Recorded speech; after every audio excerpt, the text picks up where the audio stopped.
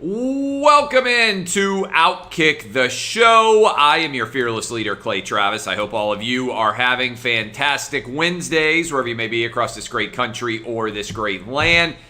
We have got a lot to dive into because it is officially NFL Draft Eve, which is a little bit like Christmas Eve. If you are an NFL fan out there, everybody's about to get to open the presents tomorrow with the first round of the NFL Draft. And if you hate the NFL Draft, you will finally have a brief respite from all of the mock drafts that are raining down upon you right now. But right off the top, I want to say this. One thing that is a certainty about how the draft is going to go is Trevor Lawrence going to go number 1 overall.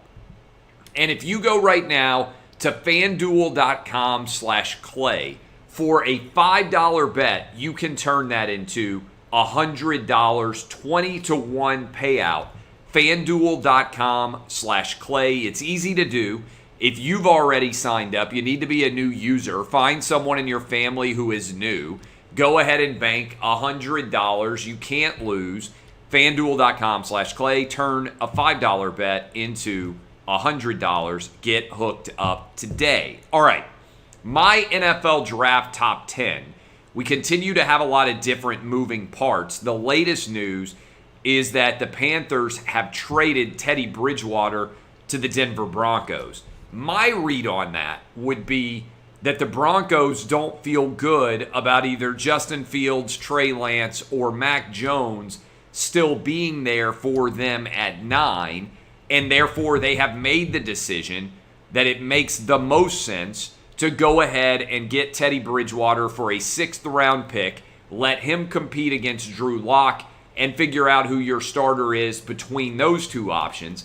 It doesn't make a lot of sense to me to have Drew Lock, Teddy Bridgewater, and a first-round pick and have 3 different guys going forward. So, what I would anticipate, based on reading this tea leaves here on this move, is that the Panthers are going to take a quarterback, and we'll talk about that in the draft in a moment, but that the Broncos are pretty confident they aren't going to be able to take a quarterback at 9, and they aren't willing to pay the price to trade up that would be necessary in order to get one of these guys before they get to the 9th pick, which makes me think that 5 quarterbacks are going to be gone by the time we get to pick 9, and I will get to that in a moment. But first, well, let's go ahead and get to it. Here's my top 10. This is the one that I believe I am riding into the draft with on draft eve, all right? Trevor Lawrence going to go number 1 overall. To reiterate, FanDuel.com/Clay, a $5 bet turns into $100. FanDuel.com/Clay. In the 2nd spot, Zach Wilson is going to the Jets. In the 3rd spot, I believe Mac Jones is going to be the quarterback pick of the San Francisco 49ers. I think Kyle Shanahan wants a guy who is going to fit his system more than he's worried about the overall talent projections out there. In the 4th spot, I think Atlanta is going to stay there and draft Kyle Pitts. At 5, I think the Cincinnati Bengals are going to go with Jamar Chase. At 6, I think that the Dolphins trade out. I think there's going to be demand around 6 for someone to trade up and grab either Trey Lance or Justin Fields. I think it's going to be Trey Lance, and here's just a wild idea. I think it's going to be the Steelers. I think the Steelers are going to attempt to trade up, take away the Dolphins pick. Maybe there'll be a 3-team trade in some way. Dolphins move back.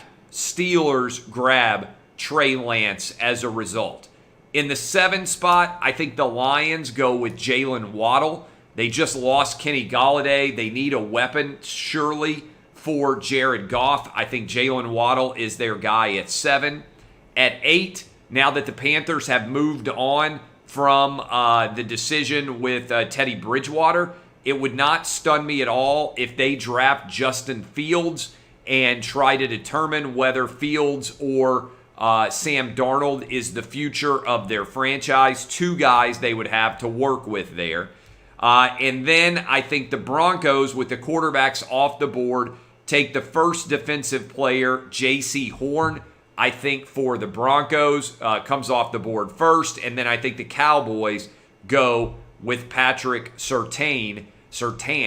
That is my OutKick top 10 NFL draft picks as we get closer and closer to the NFL draft as we are sitting here on NFL Draft Eve. I want to tell you all about right now my buddy Hunter Briley and Regal Realty. If you're in Tennessee or looking to move to Tennessee, then I've got the guy and the team for you, and that is Hunter Briley and Regal Realty. They help individuals buy or build their next residential or investment property.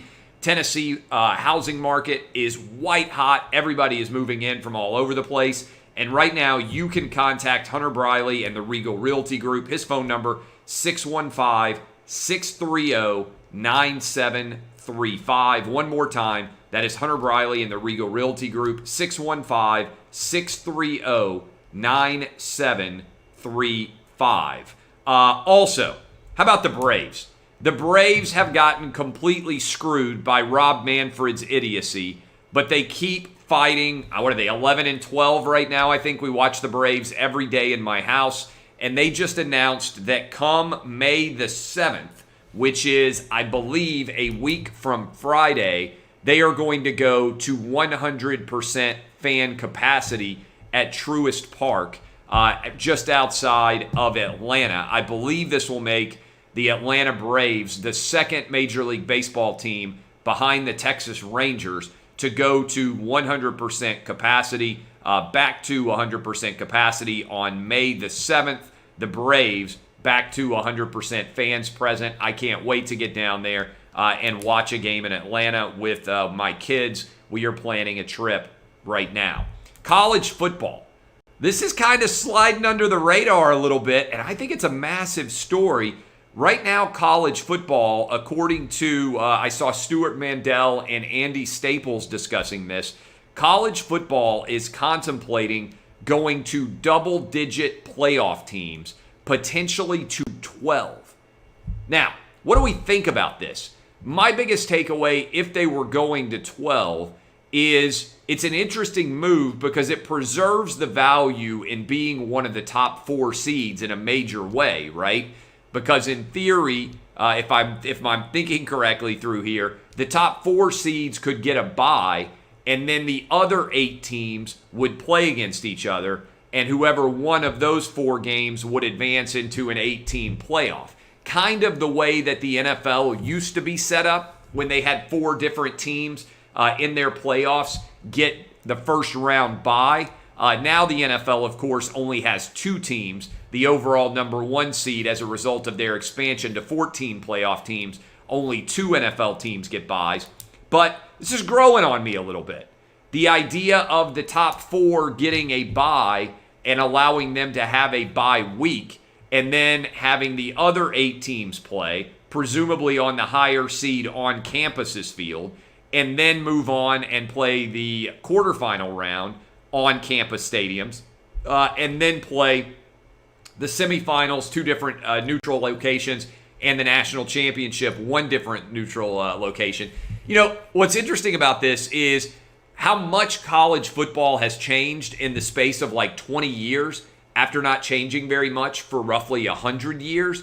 And what's also interesting about it is if you have young kids and you try to talk to them about college football history and you say, hey, by the way, did you know that it used to be the case that multiple teams would end up with national championships, or even that games could end in ties? Your kids look at you like you're a madman, because it is counterintuitive to basically everything that we stand for in sports today, that is finding a champion. And I do think it's pretty interesting to even contemplate the way that this is set up, but that is where we are. Speaking of the way this is set up, I set up my day every single day in the X chair. It is the single most comfortable chair that you can have in your home office, in your office if you're already back in a main place working. Without this chair, you are selling your body and your productivity short. No other chair out there can offer these benefits. It has got heat massage therapy, lower lumbar support, all different sorts of heat that can go into your back to provide you with so much different support. I love it. I have never had an office chair, looks and feels this good. And you guys know I work from home, manage OutKick, daily radio, television show, I'm putting out content, writing. I'm putting out content all day long. I need to be comfortable, and I need their heat and massage therapy on some days when everything is rolling and it gets to be a big time, overwhelming amount of work that I am doing. And right now you can get hooked up too. All you have to do is go to xchairclay.com. And if you go to xchairclay.com right now, you can get a really great deal, $100 off. That's xchairclay.com, or you can call 1-844-4XChair. XChair has a 30-day guarantee of complete comfort, and you can finance your purchase for as little as $30 a month. Go to xchairclay.com and use the code XWheels for free X-Wheel blade casters. xchairclay.com. This is a story. We're just talking about the Atlanta Braves and how they got screwed. It's a story that should be getting massive amounts of attention. Yesterday, I told you that USA Today, after the fact of the All-Star game being pulled out of Atlanta, allowed Stacey Abrams to edit her editorial calling for a boycott of Georgia area businesses, including the Braves. And now the story comes out that Stacey Abrams, in her testimony in front of Congress, gave more lies. The Washington Post says that Stacey Abrams and Joe Biden have lied about the Georgia voting rights bill, that it does not actually restrict the ability of Georgians to vote. This, of course, is the crazy mob-like response that Major League Baseball bought into. It was a lie. They moved the All-Star game out of Atlanta based on that lie. And as more details have continued to come out, Stacey Abrams has been caught lying yet again. Joe Biden lied about this bill as well. Both of them. This is shameful, and it should be a massive story given how much attention every single lie of Donald Trump's got. This story, I give the Washington Post credit for covering it, but somebody should have to ask Rob Manfred why he is not having to answer the question about why he moved the Major League Baseball All-Star game out of Atlanta based on a false bill of good, based on the lies of Stacey Abrams and Joe Biden. This is, I believe, a massive story that to a large extent is being ignored.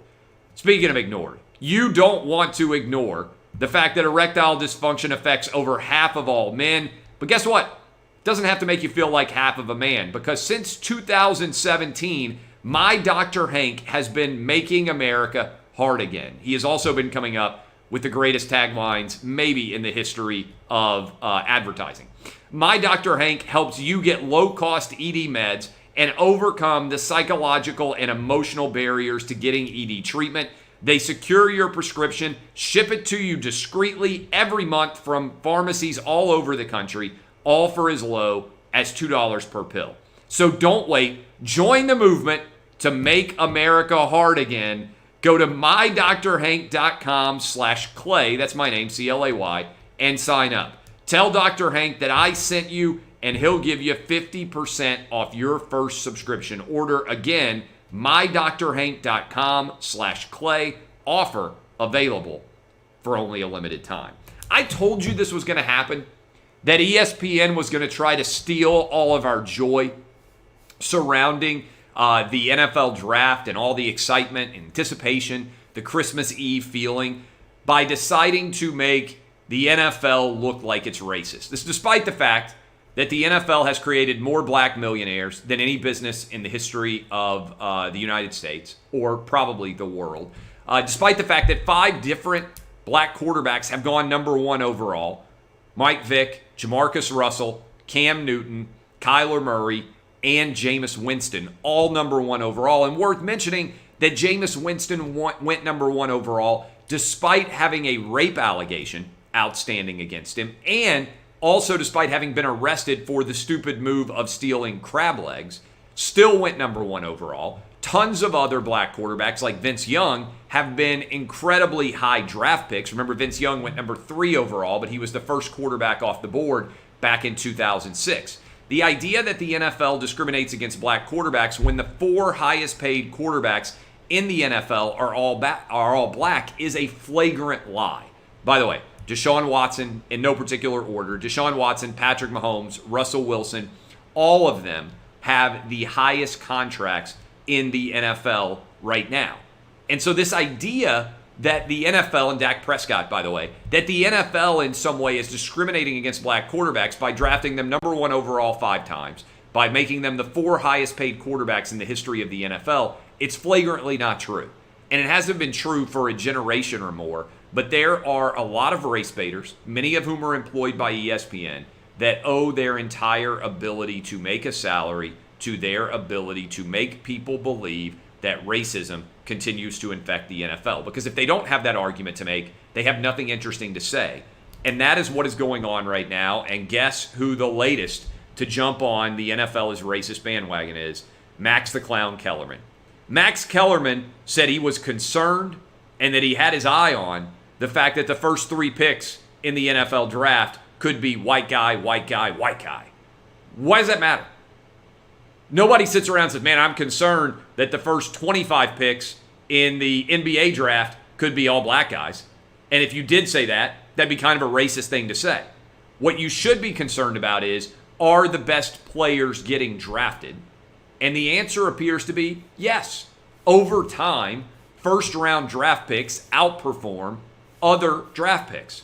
And so now we are talking about it being racist that Trey Lance and Justin Fields both may end up in the top 10, but they didn't end up 1, 2, or 3. Come on. This is such a clown argument that anyone with a functional brain who is a sports fan should be calling out this stupidity. Why does it matter? Because it seeks to use sports to divide us and continues to play the same identity politics cards that have led to the noxious nature of our current political environment. The truth of the matter is this. The NFL is a meritocracy. The best players make the most money, whether they are white, black, Asian, Hispanic, blue, green, purple. The NFL doesn't care about anything but production. If you doubt that, look at what is going on with all of the different players getting second chances. Antonio Brown just signed with the Tampa Bay Buccaneers. He was accused of rape. He blew things up in Oakland. He blew things up in Pittsburgh. He blew things up in the Patriots. But he's good enough to play, so he gets another chance. Look at Deshaun Watson. The Houston Texans haven't even suspended him yet. The NFL hasn't either. And there are 22 different women accusing him of sexual assault. In fact, hardly anyone is even mentioning Deshaun Watson at all. That is because the only thing that matters is your talent. So long as your talent exceeds your cost, exceeds your problems, exceeds your issues, then you will have a job in the NFL. And that may be unfortunate for some people, because you can argue that the NFL may give too many chances to some guys. But so long as your talent exceeds your problems, you're always going to be employed. The NFL cares about one color. That's green. The more money you can make an owner, the longer time you get to play. The less you can, sayonara, hit the door. I am Clay Travis. Hope you're having a great NFL Draft Eve. I will be live in about 30 minutes to hang out with everybody on Fox Bet Live, break down the latest gambling odds as it pertains to the NFL Draft. I'll be live tomorrow morning. We're going to do our annual, 50-year annual, I believe, OutKick NFL Draft. You can call in, final hour of the show, 8 a.m. Eastern, and make your picks and see how well we can do with a mock draft. I love all of you. DBAP, unless you need to SBAP. If you hate me, lean in close. That kiss is for you. I couldn't have done it without you. This has been OutKick the Show.